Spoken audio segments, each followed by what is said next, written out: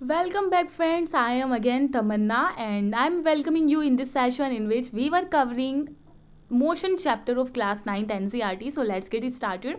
तो हम बात कर रहे थे, हम क्या बात कर रहे थे, बेसिकली हम आ गए थे rate of change of velocity पर. तो आइए देखते हैं कि rate of change of velocity को हम क्या कहते हैं.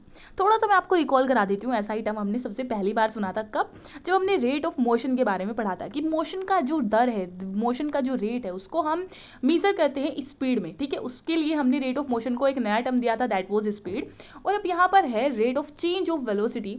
तो क्या कहते हैं हम जब वेलोसिटी में चेंज आता है तो. ठीक है, सो लेट्स सी क्या कहते हैं भाई. यूनिफॉर्म मोशन के टाइम पर क्या होता है, 1 मिनट मैं यहाँ पर अंडरलाइन करती जाऊँगी जहाँ जहाँ से मैं पढ़ रही हूँ. ठीक है, यूनिफॉर्म मोशन के टाइम पर क्या होता है, और मैं ये यूनिफॉर्म मोशन के टाइम पर क्या होता है, जब एक ऑब्जेक्ट जो है स्ट्रेट लाइन में जो है मतलब ट्रैवल कर रहा होता है, जब वो इक्वल पीरियड ऑफ टाइम में इक्वल डिस्टेंस कवर कर रहा होता है, तो वो होता है यूनिफॉर्म मोशन. ठीक है, तो वेलोसिटी क्या होती है, कॉन्स्टेंट रहती है, यानी स्पीड जो है कॉन्स्टेंट है.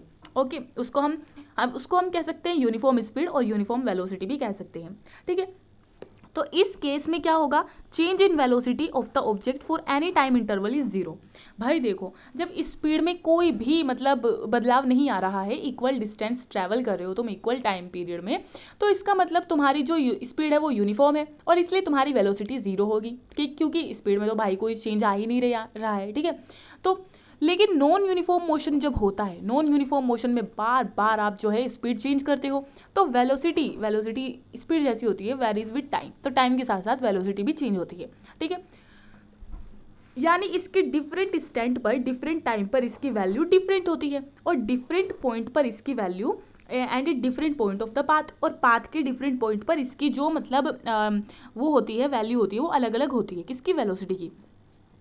तो ये जो चेंज आता है वेलोसिटी में of the object during any time interval is not zero. तो भाई जो चेंज है ना वेलोसिटी में ऑब्जेक्ट की, मतलब अगर नॉन यूनिफॉर्म स्पीड है, नॉन यूनिफॉर्म वेलोसिटी है, तो भाई इसमें क्या हो रहा है, अगर वेलोसिटी में कोई चेंज आ रहा है किसी टाइम इंटरवल में, तो वो जीरो नहीं होगा. ठीक है, इज नॉट जीरो. अब वेलोसिटी जीरो नहीं होगी. अब आगे देखते हैं, can we now express the change in velocity of an object. अब भाई हमको पता चल गया कि इसका मतलब वेलोसिटी जो है वो बार बार चेंज हो रही है.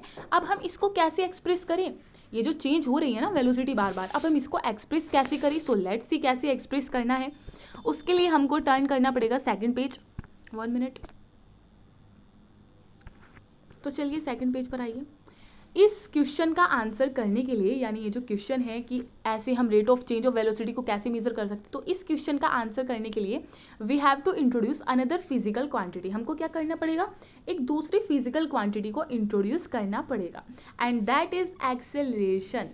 ठीक है, अब फटाफट से मुझे बस ये बता दो कि ये जो एक्सेलरेशन होगी ये हमारी, ये स्केलर क्वांटिटी होगी या वो वेक्टर क्वांटिटी होगी, कैसी क्वांटिटी होगी ये. अब आई होप कि इतने सारे लेक्चर करने के बाद आपको ये तो क्लियर हो गया होगा कि वेक्टर क्वांटिटी क्या होती है और स्केलर क्वांटिटी क्या होती है. ठीक है, अगर आपको फिर भी नहीं पता तो मैं रिकॉल कराऊँ या ना कराऊँ, चलो करा देती हूँ. ठीक है, स्केलर क्वांटिटी जिसमें डायरेक्शन नहीं होती, ठीक है, मैग्नीट्यूड होता है, न्यूमेरिकल वैल्यू होती है, और स्केलर क्वांटिटी के अलावा वेक्टर क्वांटिटी वो होती है जिसमें डायरेक्शन होती है. ठीक है, और न्यूमेरिकल वैल्यू भी होती है. तो भाई अब देखो एक्सेलरेशन का आप ये इक्वेशन से देख सकते हो क्या लिखा है इसमें. एक्सेलरेशन क्या होते हैं, change in velocity and time taken. जो वेलोसिटी में चेंज आया है ना, एक तो वो, और उसको डिवाइड कर देना कितना उसने टाइम लिया है उससे.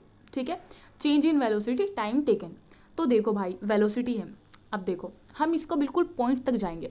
वेलोसिटी क्या है, वेलोसिटी का आपको पता है S upon T, displacement upon time. Velocity, average velocity हम कैसे निकाल रहे थे, रिकॉल करो कैसे निकाल रहे थे, डिस्टेंस डिस्प्लेसमेंट अपॉन टाइम. ठीक है, और डिस्प्लेसमेंट क्या है, displacement is a vector quantity जिसमें जिसमें क्या होता है, डायरेक्शन के साथ डिस्टेंस होता है. ठीक है, तो भाई direction, distance with direction displacement, okay, speed with direction velocity, और rate of change of velocity acceleration.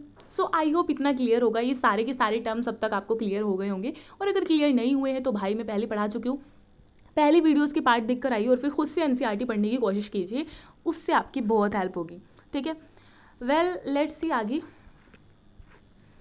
If the velocity of an object, अगर किसी ऑब्जेक्ट की velocity changes from an initial value u to the final value v in time t, the acceleration a is. देखो अगर किसी object की जो velocity है वो चेंज होती है इनिशियल वैल्यू से फाइनल वैल्यू तक एक पर्टिकुलर टाइम में, तो एक्सेलरेशन जो है वो हम ऐसे निकालेंगे।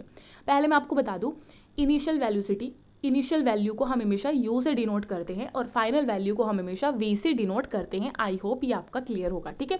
Initial value u, final value v, ठीक है, और टाइम t। तो एक्सेलरेशन कैसे निकलेगी, v minus u upon T, यानी फाइनल वैल्यू से, फाइनल जो वेलोसिटी है उससे इनिशियल वेलोसिटी को माइनस कर देना है एंड जितना भी टाइम टेकन हुआ है उससे उसको डिवाइड कर देना है, ठीक है। और इस तरीके के मोशन को कहते हैं एक्सेलरेटेड मोशन, ओके।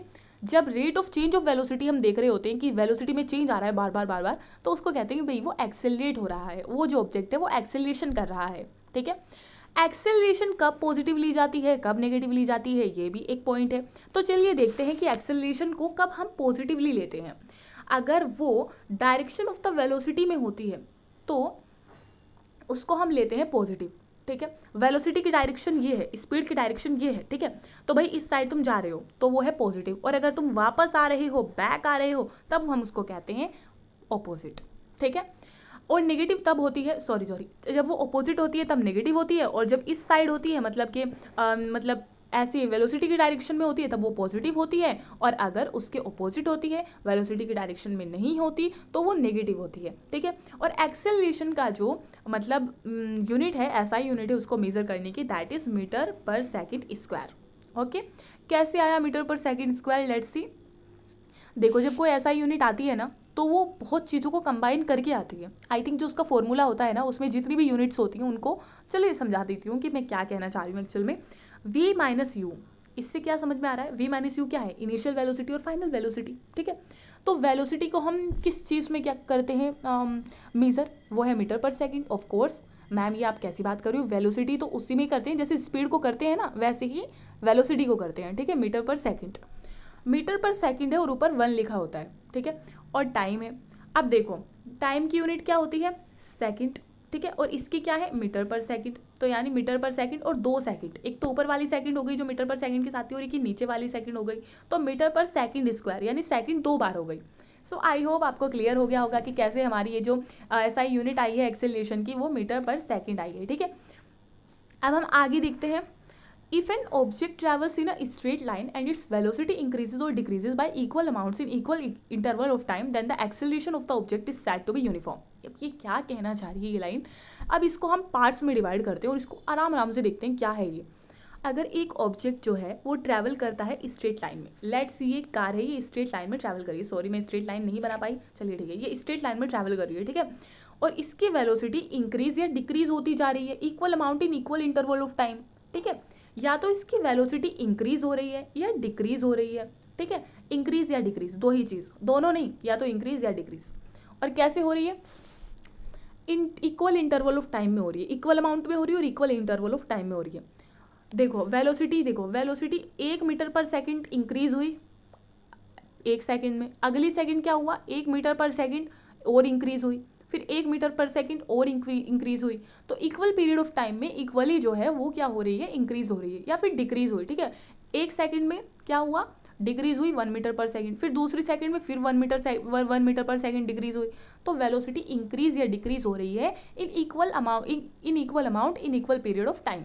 तो उसको हम कहते हैं then the acceleration of the object is said to be uniform, यानी ये यूनिफॉर्म एक्सेलरेशन है, ठीक है। क्या है ये, यूनिफॉर्म एक्सेलरेशन है, ठीक है। और भाई the motion of a freely falling body is an example of uniformly accelerated motion. जब आप किसी चीज़ को, आप जाना स्पेस में, ठीक है, और स्पेस से जाकर वहाँ से किसी चीज़ को, फ्री फॉलिंग बॉडी, या आप छत पर जाना, ठीक है, वहाँ पर जाकर किसी चीज़ को जो है ऊपर से नीचे गिराना, ठीक है, और फिर वो आपको दिखाएगा यूनिफॉर्मली एक्सेलरेटेड मोशन कैसा होता है। जैसे जैसे वो चीज़ धरती के पास आती जाएगी उसकी जो वेलोसिटी है एक पर्टिकुलर अमाउंट से बढ़ती जाएगी इक्वल पीरियड ऑफ टाइम में, ठीक है।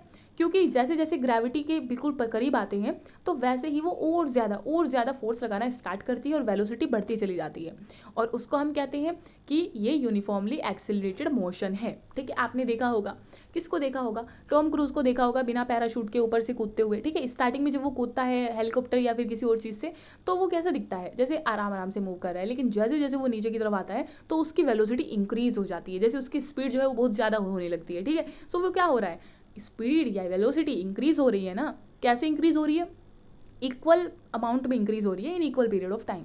Okay, so I hope now this is clear. On the other hand an object can travel with non uniform acceleration. ऐसा भी हो सकता है कि ऑब्जेक्ट जो है एक वो कैसे ट्रैवल करे, एक ऑब्जेक्ट ट्रैवल करे नॉन यूनिफॉर्म एक्सेलरेशन के साथ. मतलब क्या है इसका मैम, ये नॉन यूनिफॉर्म एक्सेलरेशन क्या है? अरे वही बस सिंपल सा, जैसे उसमें तो डिक्रीज और इंक्रीज हो रही थी इक्वल अमाउंट से इक्वल पीरियड ऑफ टाइम में, अब इसमें क्या होगा, इंक्रीज और डिक्रीज हो रही है, सॉरी इंक्रीज और डिक्रीज हो रही है अनइक्वल अमाउंट में इक्वल पीरियड ऑफ टाइम में. ठीक है, अनइक्वल अमाउंट में. पहले 1 सेकंड में 1 मीटर पर सेकंड इंक्रीज हुई, फिर दूसरे में 2 मीटर पर सेकंड इंक्रीज हुई, तीसरे में 1 मीटर, फिर 3 मीटर, फिर 4 मीटर. तो भाई ये क्या हो रहा है, ये है नॉन यूनिफॉर्म एक्सेलरेशन. ठीक है, if its velocity changes at a non uniform rate, non uniform rate में हो रही है तो नॉन यूनिफॉर्म एक्सेलरेशन.